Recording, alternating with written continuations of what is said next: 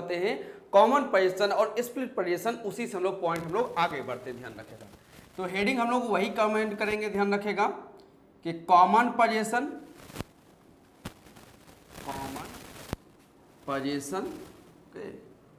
Versus split position.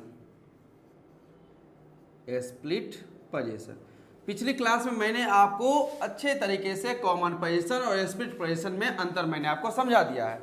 अब मैं आपको कॉमन पोजीशन और स्प्लिट पोजीशन से जुड़े हुए कुछ क्वेश्चंस दूंगा जिसमें आपको फाइंड करना है, ध्यान रखेगा। तो यहाँ पे दोनों का यूज रहेगा। तो चलिए वो क्वेश्चन आप साथ साथ लिख सकते हैं। Ram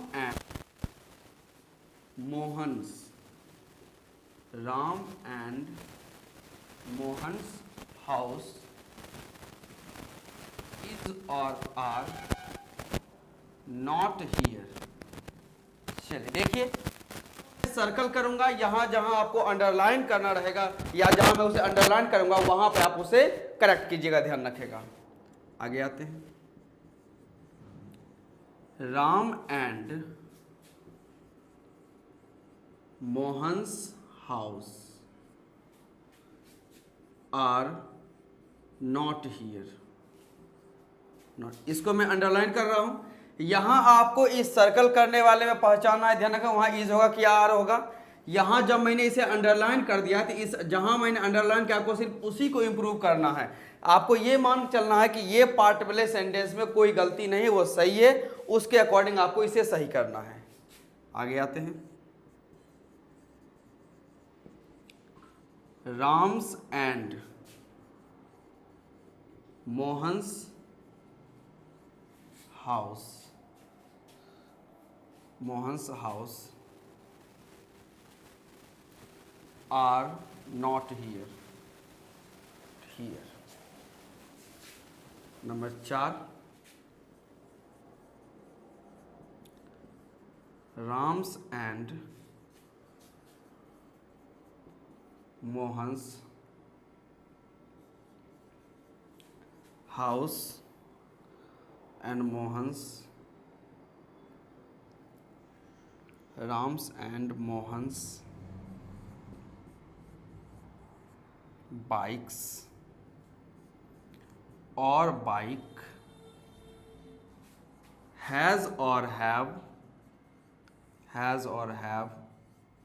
been sold. Number 5,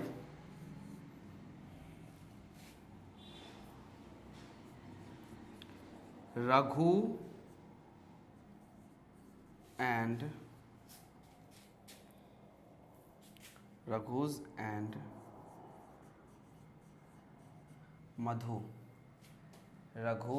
Madhu लिख दीजिए इसको, मैं तब तक और सोच के लिखता हूँ, ध्यान रखेगा। Raghu's and Madhu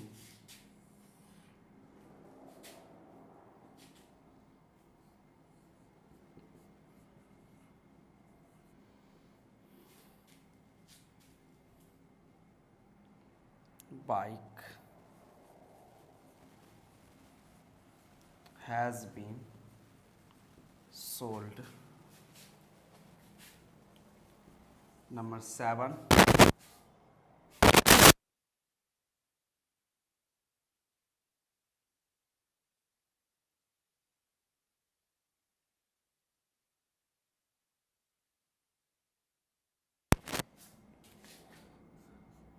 I have found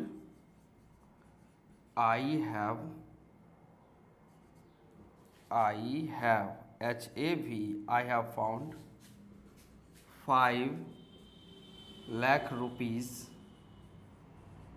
lakh in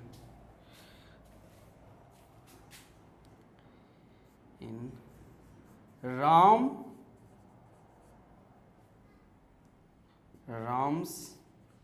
and Sita's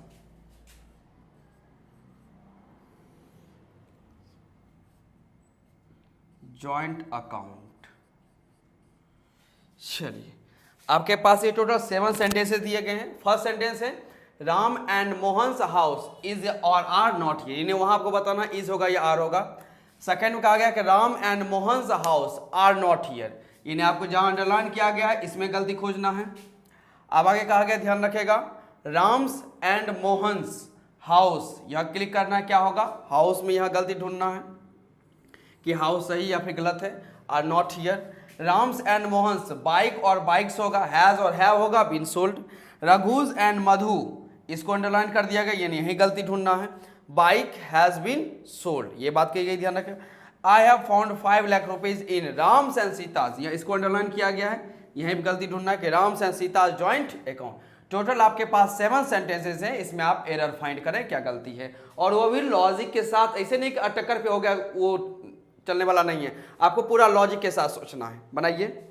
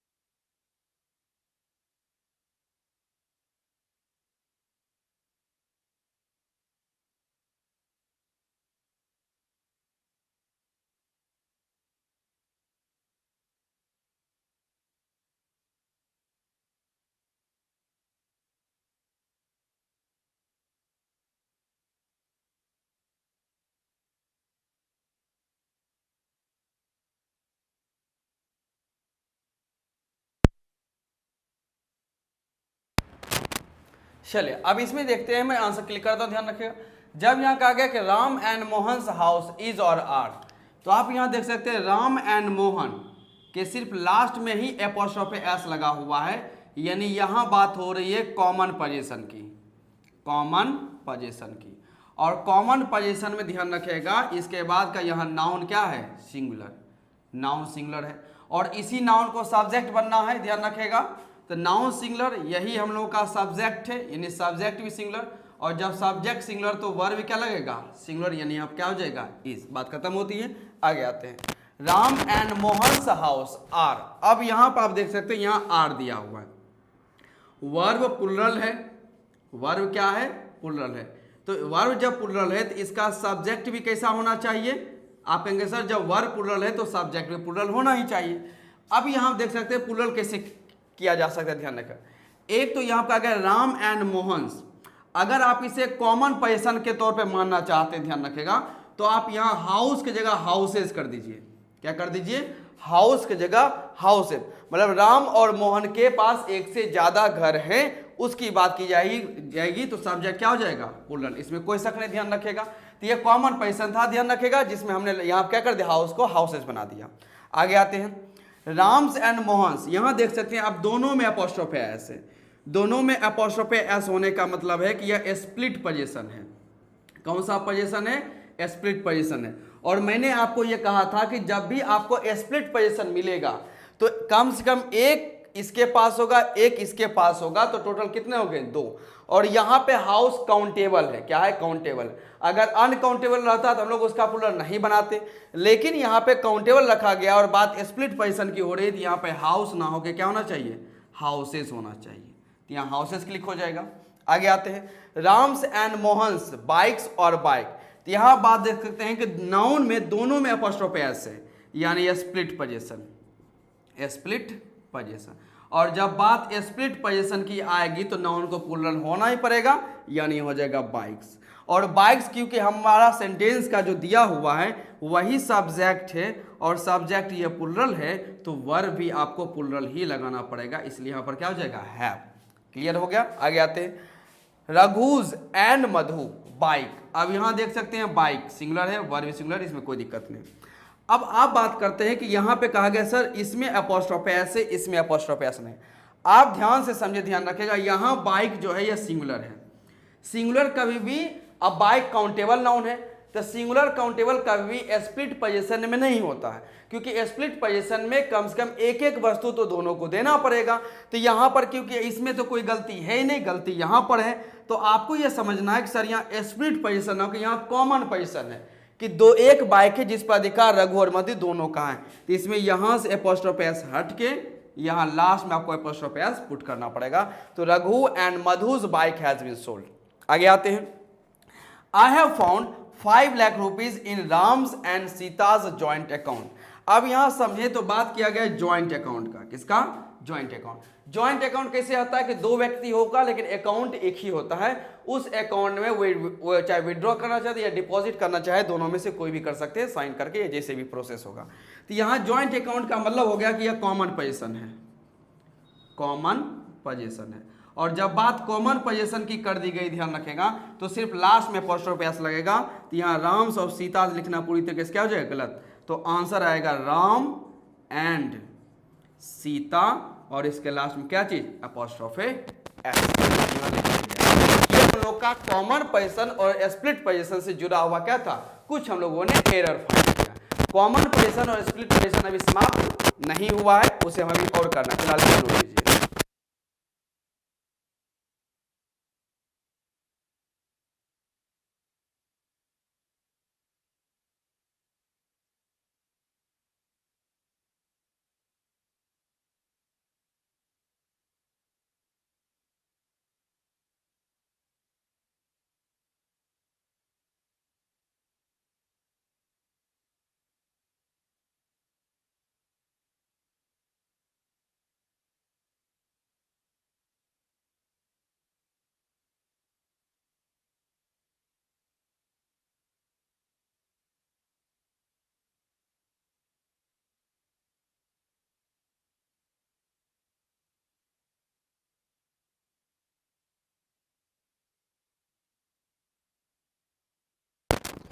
चलिए, अब मैं आपको एक सेंटेंस में अभी बोल रहा हूं, ध्यान रखिएगा, आपको अभी अपने नोटबुक में वो मेंशन करना है। सेंटेंस लिखने वाला नहीं हूं, पहले आपको वो सेंटेंस मैं बोलूंगा, उसके बाद आप उसे लिखिएगा। तो लिखिए sentence, I love my parents, I love my parents, I love my parents. उसके बाद आगे लिखिएगा, I love my parents, my dog and my cat. I love my parents, my dog and my cat. I love my parents, my dog and my cat. अब आप लोगों ने ये sentence तो लिख लिया, ध्यान रखेगा, क्या लिखा है आपने, I love my parents and my dog। और मैं ये कंफर्म कर सकता हूं कि आपने जो सेंटेंस लिखा है उसमें एक गलती है, उसमें, जी हाँ, उसमें एक गलती है, और वो गलती इतनी बड़ी कर दी गई है, ध्यान रखिएगा, जिस वजह से मीनिंग जो है बहुत ज्यादा गलत निकल चुका है। कैसे निकल चुका है, सो देखिए। तो सेंटेंस मैंने अभी जो आपको लिखाया है, ध्यान रखिएगा, वह है कि I love my parents, I love my parents, my dog and my cat, and my cat, यही सेंटेंस है कि I love my parents, my dog and cat. अब इसका मीनिंग क्या निकल के आता है वो समझिए, ध्यान रखेगा। जब आप कहते हैं आई लव माई पेरेंट्स और आपने यहाँ पे सिर्फ कॉमा दिया, क्या दिया, कॉमा, और आपने यहाँ लिख दिया कि my dog and my cat, तो मीनिंग क्या निकल के आता है, सो ध्यान रखेगा। जैसे कभी कभी हम लोग सेंटेंस लिखते हैं, ध्यान रखेगा, my brother comma Rohit, my brother Rohit is coming, my brother Rohit is coming. यानी पहले आपने बोला कि मेरा भाई है और फिर आपने उस भाई का नाम दिया, क्या चीज, रोहित, जो आ रहा है, मेरा भाई रोहित आ रहा है। तो हम लोग क्या करते हैं, कभी कभी हम लोग जॉब, प्रोफेशन या पोस्ट बताने के बाद हम लोग उसका नाम लिखते हैं। तो उसके लिए क्या करते हैं, जब आप नाम बताते हैं तो उससे पहले आप कोमा देते हैं। तो आपने यहां दिया comma, I love my parents, मैं अपने माता पिता से प्यार करता हूं और मेरे माता पिता जो है वो डॉग और कैट हैं। अब सोचिए क्या मीनिंग आ रहा है। जब आप लिखते हैं कि I love my parents comma my dog and my cat, तो मीनिंग निकल के आता है कि आप कह रहे हैं कि मैं अपने पेरेंट्स से प्यार करता हूं और मेरे पेरेंट्स कौन हैं, तो डॉग और कैट हैं, डॉग और कैट है। अब आप तो कह सकते हैं सर मैंने तो ये नहीं मैं तो ये लिखना नहीं चाह रहा था, या आपने भी यही नहीं लिखा है, फिर इसका मीनिंग ऐसा क्यों ऐसे आ गया। ध्यान रखें, बिल्कुल आ गया। ध्यान रखिएगा, जब आप पेरेंट्स के बाद कोमा दे देते हैं और उसके बाद आप लिख रहे हैं कि my dog and my cat, इसके बाद आप पेरेंट्स के बारे में जानकारी दे रहे हैं, इंफॉर्मेशन दे रहे हैं कि पेरेंट्स आपके कौन हैं, तो वो डॉग और कैट है। तो इसमें गलती कहां हो गई कि जिस वजह से इतना ज्यादा गलत मीनिंग आ गया। ध्यान रखें, तो गलती बस हल्की सी हुई है, ध्यान रखें, ज्यादा गलती नहीं हुई। लेकिन मैं आपको बता रहा हूं, ध्यान रखेगा, एक छोटा सा भी पॉइंट अगर ग्रामर में आप भूल जाते हैं, ध्यान रखेगा, तो वह कितना गलत मीनिंग जा सकता है। इसलिए न कहा जाता है कि कोई भी चीज बोलने से पहले या लिखने से पहले 100 बार सोच लेना चाहिए या उसके बारे में जानकारी रख लेनी चाहिए, वरना उसका मीनिंग बहुत गलत निकल सकता है, जो कि हम लोग यहाँ देखते हैं। हम लोग बोलने के क्रम में बहुत सारे ऐसी बातों को ध्यान नहीं देते हैं। जैसे एक सेंटेंस बोला जाता है बीच, एक वर्ड है बीच और एक वर्ड है बीच। बीच बीच दोनों में अंतर क्या है। जब आप कहते हैं बीच, साउंड जब डिप करता है तो उसका मतलब होता है कुतिया, और एक जब होता है बीच तो उस बीच का मतलब होता है समुद्र का किनारा।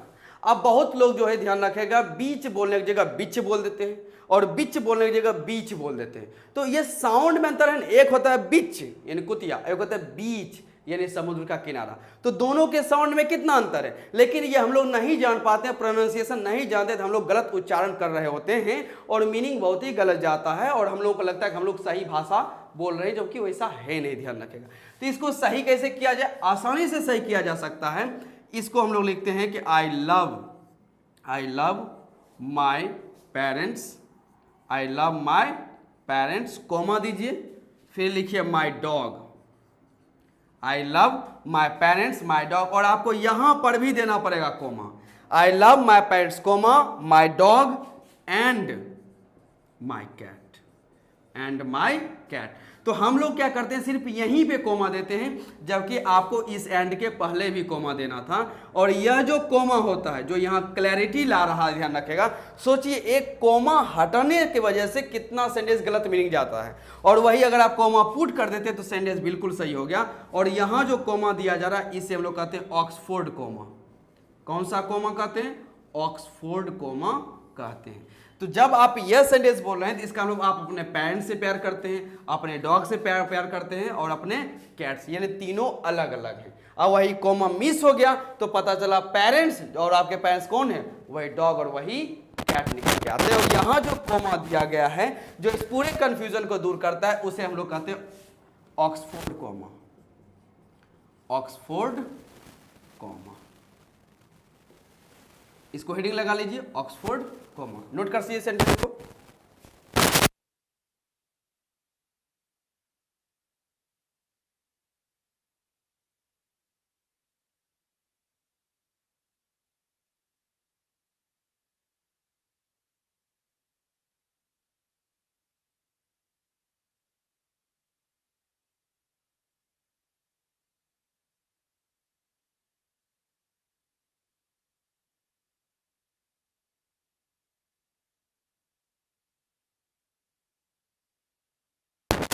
चलिए अब यहां पे ध्यान रखेगा, इसको अगर आप चाहे तो एक और तरीके से सही कर सकते हैं। और एक तो यूज रहा कि सर आपने एपोस्ट्रोफे एस का यूज करवा लिया, एक इसका दूसरा तरीका से भी सही किया जा सकता है। ध्यान रखेगा वह तरीका रहता है, ध्यान रखेगा, जब इस स्टेटमेंट में ध्यान रखेगा आप क्या करते हैं, जैसे आपने बोला कि आई लव माई पेरेंट्स, तो आपने पेरेंट्स लिखा तब ऐसा कंफ्यूजन हुआ कि हाँ डॉग और कैट उसका नाम है। लेकिन ये काम करते हैं, इस डॉग और कैट को पहले लिख देते हैं और पेरेंट्स को बाद में लिख देते हैं, पेरेंट्स को बाद में। तो स्टेटमेंट बनता है कि I love my dog comma my cat and my parents. अब यहां पर क्या है ध्यान रखेगा, यानी यहाँ पे अब आपको वो ऑक्सफोर्ड कोमा देने की जरूरत नहीं है, क्योंकि कंफ्यूजन को दूर करने के लिए मैंने पहले बोल दिया I love my dog, my cat and my parents. वही पेरेंट्स अगर पहले आ जाएगा, ध्यान रखिएगा, तब आपको कंफ्यूजन को दूर करने के लिए वो ऑक्सफोर्ड कोमा देना पड़ता है। लेकिन अगर आप इसको उलट के लिख देते हैं कि आप पहले लिख देते हैं my dog, my cat and my parents, तो वहां पर ऑक्सफोर्ड कोमा की नीड नहीं है। यानी इस स्टेटमेंट में ऑक्सफोर्ड कोमा की जो बात की गई है इसकी नो नीड, कोई भी जरूरत नहीं है। नोट कर सकते हैं इसे।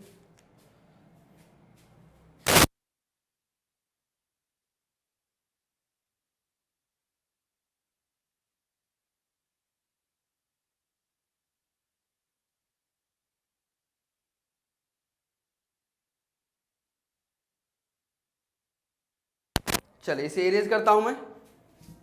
एक एग्जांपल मैं इसी प्रकार से और देता हूं जिससे आप समझ पाए, ध्यान रखिएगा, क्योंकि पहली बार आप लोग ऑक्सफोर्ड कोमा पढ़ रहे हैं, तो मैं चाहता हूं इसकी भी क्लैरिटी आप लोगों के पास होनी चाहिए और जरूर होनी चाहिए, इसमें कोई शक नहीं है। हमें इंग्लिश लैंग्वेज सीखना है और सही तरीके से सीखना है। स्टेटमेंट लिखिए, ध्यान रखिएगा कि today I went to cinema, today I went to cinema with my classmates. Today I went to cinema with my classmates Raghu and Madhu. Raghu and Madhu first sentence है। दूसरा सेंटेंस है, ध्यान रखिएगा, today I went to cinema, today I went to cinema with my classmates Raghu and Madhu। आपको यह बताना है, ध्यान रखेगा, कि इस दोनों सेंटेंस में क्या अंतर है। यहां दोनों सेंटेंस लिख दिया गया, ध्यान रखेगा, today I went to cinema with my classmates Raghu and Madhu. यहां कहा गया today I went to cinema with my classmates Raghu and Madhu. यहां पे जो दिखाया गया, यहां पे नो ऑक्सफोर्ड कोमा, किसी भी प्रकार का ऑक्सफोर्ड कोमा यहां पर नहीं दिया गया। क्लियर? यहां पर आप देख सकते हैं कि ऑक्सफोर्ड कोमा प्रेजेंट है, ऑक्सफोर्ड कोमा यहां पर प्रेजेंट है। तो दोनों का क्या मीनिंग निकल के आ रहा है ये आप खुद सोच के देखिए।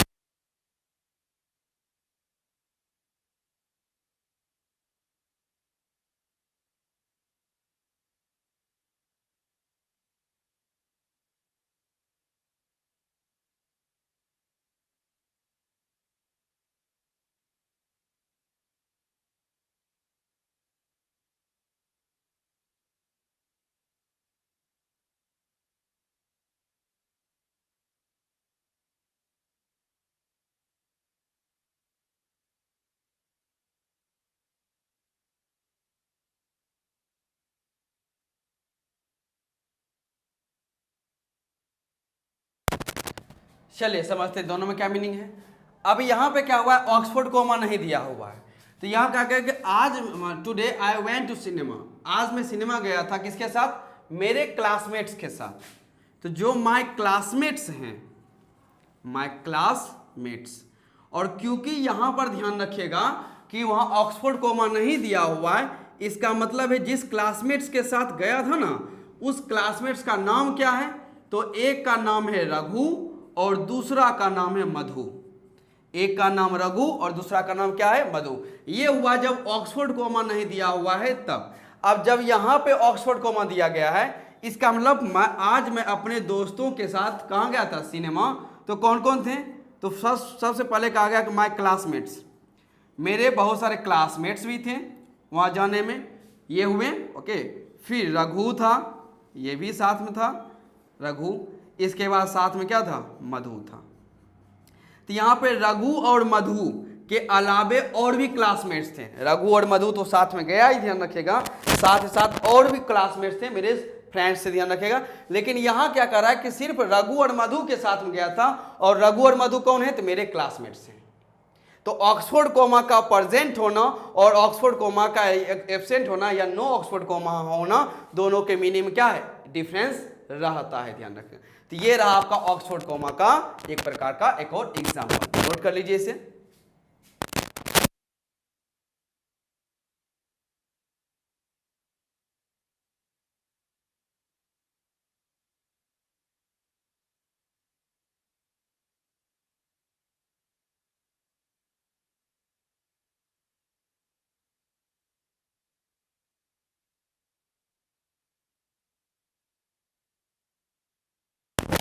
चलिए इसे भी मिटाता हूं, ध्यान रखिएगा।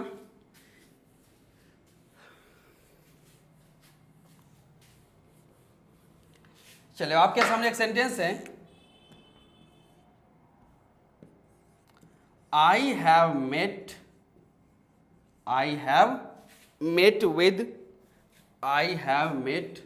with Rani and Suhani's husband. Sentence क्या है कि I have met with Rani and Suhani's husband.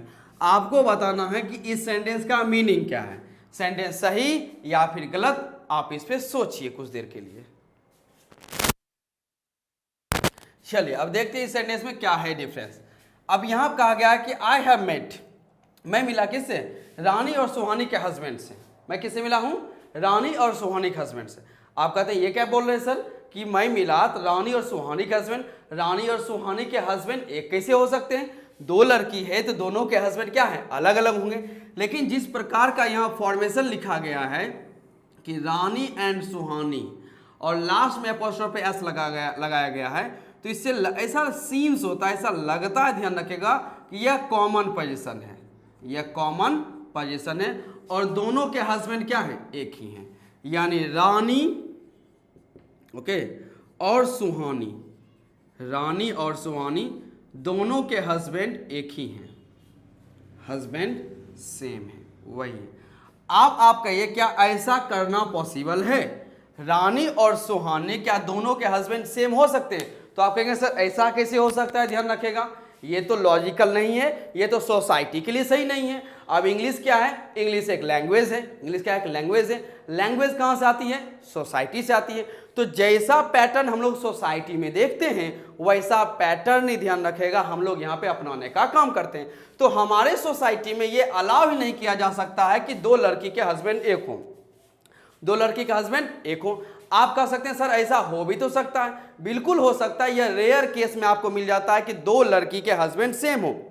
लेकिन अगर ऐसा ग्रामर के क्वेश्चन रहे तो आपको इसे गलत मानकर चलना पड़ेगा, क्योंकि लॉजिकल नहीं है, एथिकल नहीं है और यह सही भी नहीं है ऐसा होना, इसलिए ग्रामर इसे गलत करता है। लेकिन वही जब आप कोई कहानी पढ़ रहे हो तो कोई स्टोरी रहता है और उस स्टोरी में अगर ये मेंशन कर दिया गया है, ध्यान रखिएगा कि यहाँ जो दो लड़कियां हैं उनके हस्बैंड एक ही हैं, या एक हस्बैंड मतलब एक लड़का है जिसकी दो पत्नियां हैं, तो उस स्टेटमेंट में क्योंकि एक पार्टिकुलर क्राइटेरिया सेट कर दिया गया कि आपको इस कहानी के अंदर सोचना है जिसमें एक लड़का की दो वाइफ्स हैं, ध्यान रखेगा, तब आपको वह सही मानना। लेकिन अगर ऐसा सिर्फ सेंटेंस है तो आपको इसे गलत मान के चलना पड़ेगा कि यह लॉजिकल में नहीं आता है, ध्यान रखें। तो करेंगे क्या, ध्यान रखेंगे, तो यह कॉमन पोजीशन तो लगता नहीं है, ये लग रहा है स्प्लिट पोजीशन का सिचुएशन। किसका, स्प्लिट पोजीशन का सिचुएशन। तो इसे हम लोग सुधारते हैं, कैसे सुधारेंगे, तो हम लोग लिखेंगे आई हैव मेट विद रानी में भी अपोस्ट्रोफ एस लगाइए, रानीज, एंड सुहानी में भी अपोस्ट्रोफ एस लगाइए। I have met with Rani's and Suhani's. अब आप बताइए यह स्प्लिट पोजीशन हो गया, स्प्लिट पोजीशन, इसमें कोई शक नहीं। अब यह क्योंकि स्प्लिट पोजीशन है और मैंने आपको बताया था कि स्प्लिट पोजीशन के बाद जब आप नाउन रखते हैं, क्या रखते हैं, नाउन, और वह नाउन अगर काउंटेबल होगा तो वह प्लूरल होगा, क्योंकि यहाँ रानी के हस्बैंड अलग हैं और सुहानी के हस्बैंड अलग हैं। तो टोटल कितने हस्बैंड हो गए, दो हस्बैंड, इसलिए यहाँ पर आपको हस्बैंड ना लिखे हस्बैंड्स लिखना पड़ेगा, यानी प्लूरल करना पड़ेगा। तो स्प्लिट पोजीशन में यह पैटर्न गलत बनता है, ध्यान रखेगा, वो कॉमन पोजीशन का सेंटेंस नहीं लग रहा है, तो आपको इसमें दोनों जगह अपोस्ट्रोफ एस करके क्या करना पड़ेगा, वहां पर हस्बैंड्स लगाना पड़ेगा। तो ये था सिचुएशन नंबर एक, सिचुएशन एक था। एक मैं भी दूसरा सिचुएशन देता हूं, अब उसमें आपको सोचना है कि आपको क्या करना है। फिलहाल इसे नोट कर लीजिए आप लोग।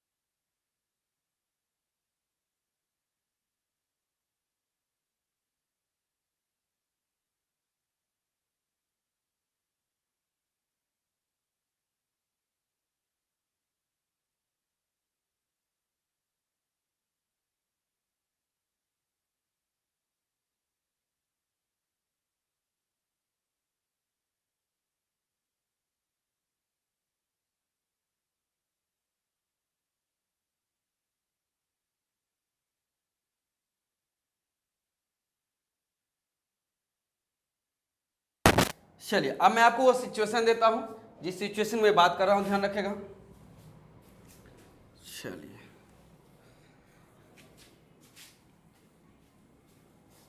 चलिए सिचुएशन नंबर फर्स्ट था, ध्यान रखेगा, जिसमें आपको ये पता चला, ध्यान रखेगा, कि दोनों क्या हैं, मैरिड हैं। दोनों क्या हैं, मैरिड हैं। लेकिन सिचुएशन में ये देता हूं कि रानी अनमैरिड है, यानी कि वो शादीशुदा नहीं है। वहीं सुहानी जो है ये मैरिड है, यानी रानी अनमैरिड है, इसकी शादी नहीं हुई है। वहीं सुहानी की शादी हुई है, यानी इसके हस्बैंड हैं, इसके हस्बैंड, इसमें कोई शक नहीं। और ये अनमैरिड है तो किसी भी सिचुएशन में इसके हस्बैंड नहीं हो सकते। अब आप बताइए सेंटेंस में क्या सुधार किया जा सकता है। पिछले पैटर्न में हम लोगों ने दोनों जगह एपोस्ट्रोफी एस लगाया क्योंकि दोनों शादीशुदा थे, लेकिन यहां पर मैं कह रहा हूं कि रानी अनमैरिड है और सुहानी के हस्बैंड हैं, तो मेरी मुलाकात रानी और सुहानी के हस्बैंड से हुई है, जिसमें रानी अनमैरिड है। अब क्या लिखेगा, स्प्लिट पर्सन की बात आप लोग कर नहीं सकते हैं क्योंकि यहाँ डबल एपोस्ट्रोफी एस आने वाला नहीं है, क्योंकि हस्बैंड एक के ही, ध्यान रखेगा, कि उनमें से एक रानी शादीशुदा नहीं है। तो क्या करें और कैसे सुधार करें, किस प्रकार का सेंटेंस, सोचिए। नॉर्मल सा सेंटेंस लिखने में कितना ग्रामर का यूज किया गया है, और लोग कहते हैं कि ग्रामर यूं ही सीखा जा सकता है। यूं ही कैसे सीख सकते हो, वो भी बिना लॉजिक का। आपको लॉजिक जानना पड़ेगा, सब एनालिटिकल एनालिसिस करना पड़ेगा, हर एक का रीजन जानना पड़ता है, तब ग्रामर हम लोग को समझ में आता है। ग्रामर ऐसा नहीं है कि 3 महीने में सीख गए, प्रैक्टिस करना पड़ता है, ध्यान रखेगा। और वैसे भी कहा जाता है, ध्यान रखेगा, जल्दबाजी का काम शैतान का होता है, ध्यान रखेगा। Okay, fast deed belongs to devil, ये बात याद रखें, ध्यान रखेगा। तो इसको कैसे सुधारें, तो देखते हैं कैसे सुधार सकते हैं। तो फर्स्ट वे है, ध्यान रखेगा, आप कह सकते हैं कि I have met with Rani and Suhani, इसमें लगाइए अपोस्ट्रोफी एस और लास्ट में लिखिए husband. I have met with Rani and Suhani is husband. आप कह सकते सर अभी भी तो आपने वही लिखा है, अब मैं बदलाव कर रहा हूं। बदलाव क्या, ध्यान रखेगा, इस रानी को आपको अलग दिखाना है, तो अलग दिखाने के लिए यहां पर लगाइए ऑक्सफोर्ड कोमा। कौन सा कोमा, ऑक्सफोर्ड कोमा। रानी के बाद जो ही आप लगाते हैं ऑक्सफोर्ड कोमा, इसका मतलब यह हुआ, ध्यान रखेगा, कि सुहानी के हस्बैंड अलग हैं और रानी क्या है, अलग है। जब आप कभी डायरी में या किसी भी नोट में इस प्रकार के स्टेटमेंट लगेगा लिखते हैं, तो ऐसा लगेगा कि रानी अलग और सुहानी के हस्बैंड अलग है। वहीं यह ऑक्सफोर्ड कोमा मिस हो गया और सेंटेंस ऐसा लग गया, ऐसा लगेगा कि रानी और सुहानी दोनों के हस्बैंड एक हैं। अब यह आप पे डिपेंड करता है कि आप लिखना क्या चाह रहे हैं, रानी को अलग और सुहानी के हस्बैंड को आप अलग कह रहे हैं, या फिर आप रानी और सुहानी दोनों के हस्बैंड को एक ही बता रहे हैं। ये कहने का सिचुएशन है, ध्यान रखेगा। तो यहां पे लगाना पड़ेगा आपको ऑक्सफोर्ड कोमा, और ऑक्सफोर्ड कोमा सारे मीनिंग को क्लियर कर देता है, यानी मेरी मुलाकात रानी से हुई और सुहानी के हस्बैंड से हुई। इसको एक और तरीका से आप इंप्रूव कर सकते हैं। एक और तरीका है, इसमें क्या कर दीजिए, ध्यान रखेगा, कि आई हैव मेट विद। अब कंफ्यूजन कहां आ रहा है, ध्यान रखेगा, जो इतनी सारी गलतियां हो रही हैं, गलतियां तब हो रही हैं जब आप रानी और सुहानी को साथ लिख रहे हैं, रानी और सुहानी को साथ लिख रहे हैं। तो एक काम क्यों ना करें, सुहानी को हस्बैंड को पहले लिख देते हैं। मैं कहूंगा कि मेरी मुलाकात सुहानी के हस्बैंड और रानी से हुई है। मेरी मुलाकात सुहानी के हस्बैंड और किससे हुई है, रानी से हुई। इसमें कोई दिक्कत नहीं होगा। तो I have met with Suhani apostrophe s, I have met with Suhani's husband, I have met with Suhani's husband and, और कौन है यहाँ पे, रानी। कोई कोमा की जरूरत नहीं, इसमें कोई ऑक्सफोर्ड कोमा नहीं। मेरी मुलाकात सुहानी के हस्बैंड से हुई और किससे हुई, रानी से हुई। और आप देख सकते हैं सेंटेंस पूरी रूप से सही है। इस पैटर्न में लिखना है तो ऑक्सफोर्ड कोमा का यूज करें, इस पैटर्न में लिखना है तो कोई ऑक्सफोर्ड कोमा की जरूरत हम लोगों को नहीं है, और मीनिंग क्या हो चुका है, क्लियर। तो जब आप ग्रामर सीखते हैं तो एक सेंटेंस को कई तरीके से आप सही करना समझ सकते हैं, वो भी लॉजिक्स, कोई याद करने की जरूरत नहीं। और ऐसा सेंटेंस अगर कहीं लिखा हुआ भी है तो आप रियल मीनिंग बता पाएंगे, ध्यान रखेगा, अनरियल मीनिंग नहीं बता पाएंगे। और वो भी आप प्रूव कर सकें, आपके पास कॉन्फिडेंस रहेगा, पावर है, एबिलिटी है, कैपेसिटी है कि हाँ मैं इसको एक्सप्लेन कर सकता हूं, जो कि किसी और के पास नहीं, अगर वो किसी किताब के नियम को पढ़ता है या बिना लॉजिक का पढ़ता हो। तो इस बात का ध्यान रखिएगा, इंग्लिश सीखना है तो लॉजिकल सीखना है, बिना लॉजिकल इंग्लिश आप भूल जाइएगा। ओके, नोट कर सकते हैं इसे।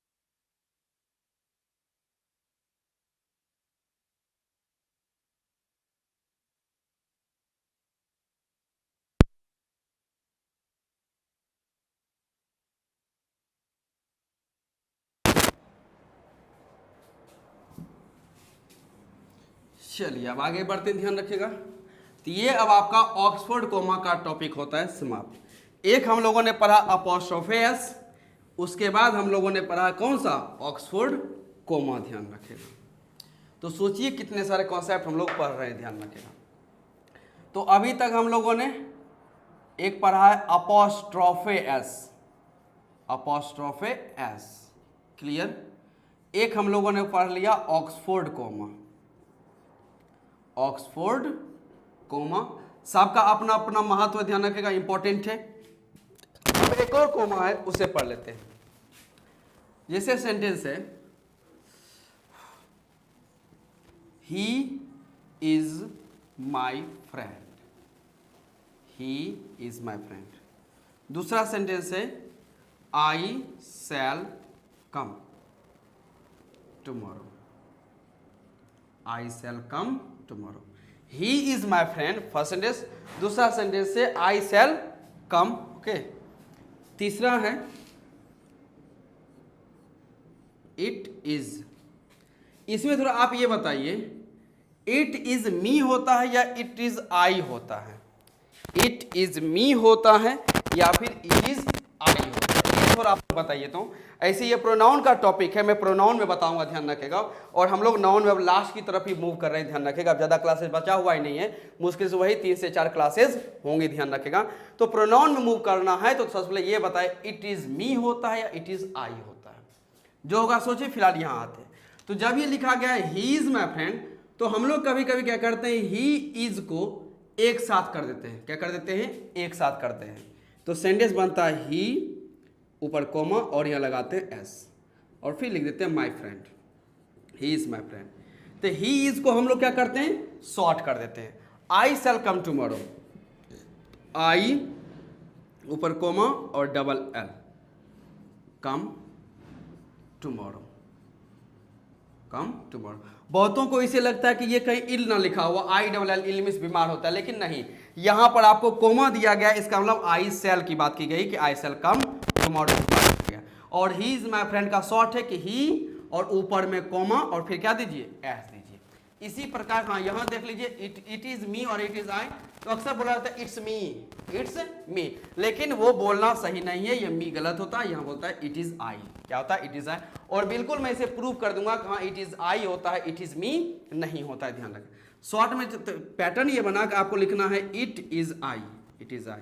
तो इट इज को हम लोग शॉर्ट कर देते हैं, तो हम लोग लिखते हैं इट ऊपर कोमा और S, it's I, it's I बोलने का काम कर दे। तो कहेंगे सर इसे कौन सा कोमा कहेंगे, ये कोई ऑक्सफोर्ड कोमा की तरह तो लिख नहीं रहा है, ये अपोस्ट्रोफे एस भी नहीं, क्योंकि अपोस्ट्रोफे एस क्या करता है, वो पोजीशन बताने का काम करता है, तो उसके बाद वो अधिकार बताता है, जबकि ऐसा कोई सेंस किया नहीं गया। इसी प्रकार कभी कभी हम लोग क्वेश्चन टैग चैप्टर पढ़ते हैं तो इज प्लस नॉट, इसको लिखते हैं क्या चीज, isn't. Was plus not, was plus not तो हम लोग बोलते हैं wasn't. Okay, has plus not, has plus not तो हम लोग लिखते हैं हैजंट। क्या बोलते हैं, हैजंट। तो यहां पर क्वेश्चन टैग में हम लोग क्या करते हैं, उसी कोमा का यूज करते हैं। और यहां जो कोमा है, ये कोमा क्या है, थोड़ा सा ऊपर है। क्या है, ऊपर है, अपोस्ट्रोफे ऐसा नहीं है, बस ऊपर है, ध्यान रखिएगा। इसे हम लोग कहते हैं रेज्ड कोमा।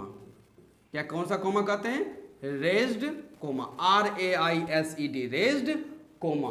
जो अपोस्ट्रोफे एस और ऑक्सफोर्ड नहीं, ये क्या करता है, शॉर्ट करता है।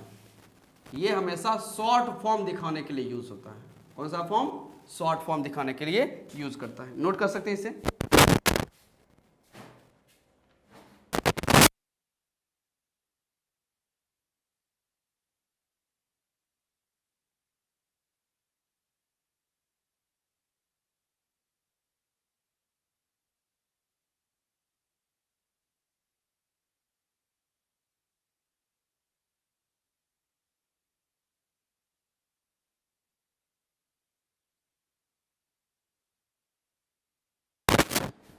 चलिए अब एक चीज लास्ट पॉइंट बता दीजिए, आज के लिए इतना समाप्त रहेगा। जैसे मैडम हम लोग बोलते हैं MADAM, मैडम, इसे शॉर्ट में हम लोग क्या बोलते हैं, मैम, MAM, MAM या मैम। क्या होता है, ध्यान रखिएगा।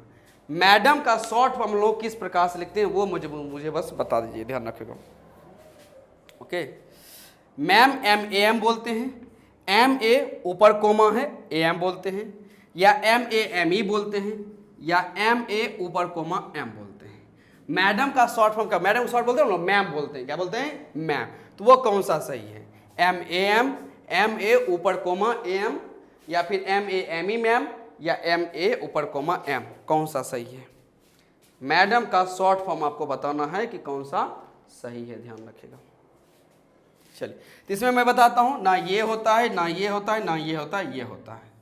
मैडम का शॉर्ट फॉर्म क्या है, MA ऊपर कोमा और AM। इसमें भी यूज किया गया जब आप लिखते हैं मैम इस तरह से। तो यहां जो D है ना, ध्यान रखेगा, ये D यही किस में बदल जाता है, वही ध्यान रखेगा जिसे हम लोग कहते हैं रेज्ड कोमा। कौन सा कोमा कहते हैं, रेज्ड कोमा। जैसे इज प्लस नॉट में से तो इज ISN रहा, ओ बदल गया रेज्ड कोमा में, यहां पर भी ओ हो गया रेज्ड कोमा। तो रेज्ड कोमा जब भी यूज किया जाता है तो ये किसी ना किसी एक को हटा देता है। जैसे ही इज है तो जो ही रेज्ड कोमा आया तो आई हट गया। क्या हट गया, आई हट गया। इट इज था तो यहां पर से भी आई हट गया। आई सेल था तो यहां से आप देख सकते हैं SH को हटा दिया गया, सॉरी SHA को हटा दिया गया, तो शॉर्ट बन गया आई और डबल L बन गया। तो ये आप लोगों का रहा अपोस्ट्रोफे S, ऑक्सफोर्ड कोमा और रेज्ड कोमा का क्या था, प्रैक्टिस था। आप लोगों ने समझा। कुछ और टॉपिक्स बचे हुए कॉन्सेप्ट जिसको हम लोग अगले क्लास में कंप्लीट करने वाले। तब तक आप सभी नाउन का रिवाइज करें और ये याद रखें, ध्यान रखेगा, पार्ट्स ऑफ स्पीच सबसे पहले, उसके बाद आपका फ्रेजन क्लाउज, उसके बाद आपका चला ये नाउन क्लास। और ये क्लास लगातार चलने वाली, इतना भरोसा रखें, और मैं पूरा ग्रामर यहीं समाप्त करने वाला हूं। बस आप मेरे साथ कंटिन्यू रहें और थोड़ा पेशेंस बना कर रखें, क्योंकि टॉपिक्स ज़्यादा हैं, कॉन्सेप्ट्स बहुत ज़्यादा है, ध्यान रखेगा। और हम लोग को प्रैक्टिस भी करनी है, तो प्रैक्टिस की डिमांड की जा रही है, ध्यान रखेगा। तो आप चिंता ना करें, पहले एक टॉपिक को सही लेवल पर जाने दें, चैप्टर को, फिर मैं आपको लिए एक प्रैक्टिस क्लास, एक जैसे प्रैक्टिस बैच होता है, ध्यान रखेगा, मैं आपको एक तरह से प्रैक्टिस बैच ही ला दूंगा जिसमें सभी प्रकार के क्वेश्चन को हम लोग प्रैक्टिस करेंगे। फिलहाल हम लोग कॉन्सेप्ट की तरफ हम लोग आगे बढ़ रहे हैं, तो डोंट वरी, ये आपका ग्रामर की क्लासेस चल रही है, ध्यान रखेगा, जो रेगुलर है, कहीं से भी कटने वाली नहीं है, ध्यान रखेगा। और प्रैक्टिस बैच की तरह मैं आपको एक प्रैक्टिस का क्लास ही करवा दूंगा। आप बस यहाँ साथ रहे मेरे, मैं आपकी इंग्लिश पूरी कंप्लीट करवा के जाऊंगा। ओके, अपना ख्याल रखें, मिलते हैं अगले क्लास में। Thank you so much.